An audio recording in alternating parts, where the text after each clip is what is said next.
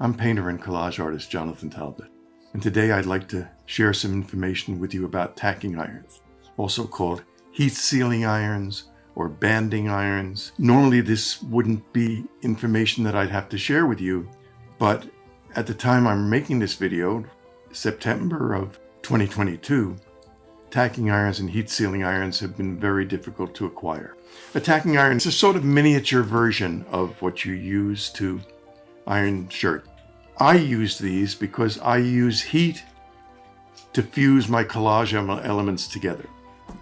And the way I found out about these was back in the early 1970s, actually. I briefly did some art restoration work, and these were used for relining paintings.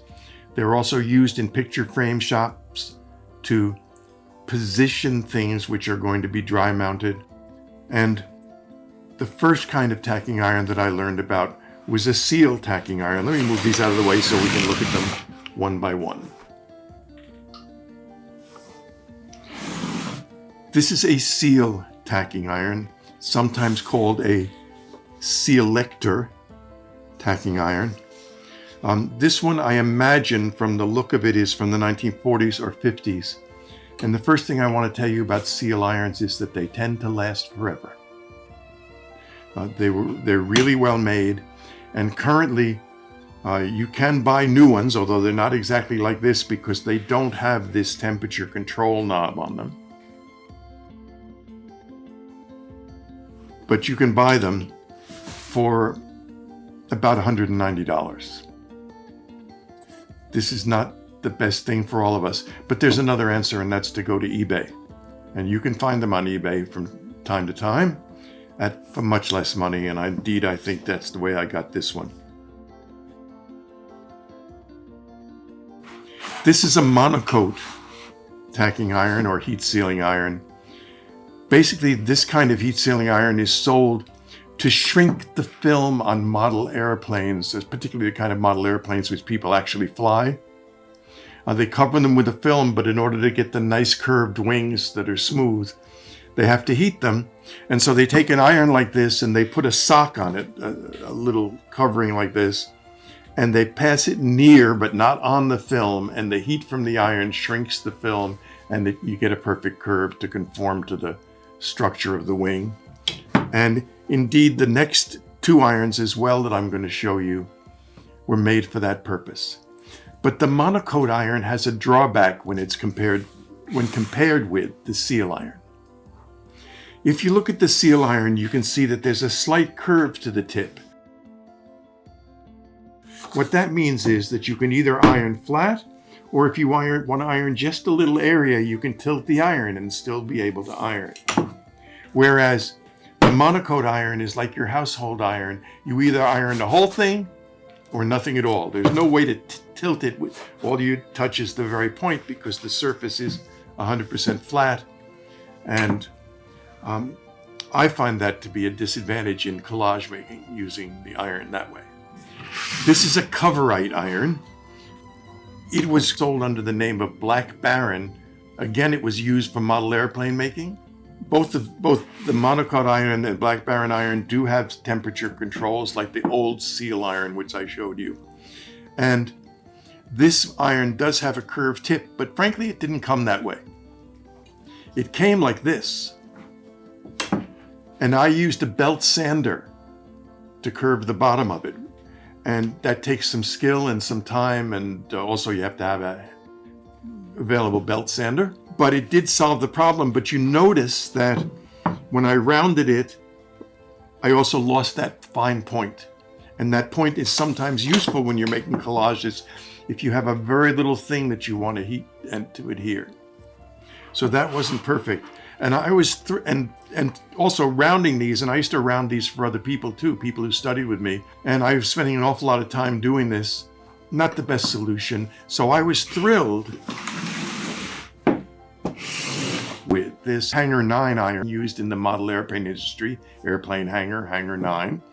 It was already curved. I didn't have to do the sanding, and it had the point. It's curved and with a point, so I could get into very small places that I might want to get to with the point.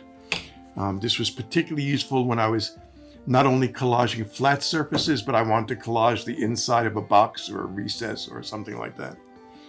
And these 3 irons, the ones I've just showed you, retailed for about $22 or $23, and you could buy them readily from about the year 2000 to the year 2017. All of a sudden, sometime during the pandemic, there are no more tacking irons. I have no idea exactly why there are no more tacking irons. I do know that the people who manufacture, or imported rather, the Hanger 9 iron, I guess they could consider them as having been the manufacturer since they were made just for them. But they were made in Taiwan.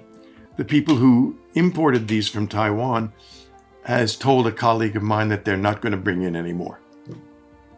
And as I'm embarking in 2022 on a new workshop project, and I thought, well, I'd be telling people how to do something, but they wouldn't be able to get the tools, so I'd better do a little research.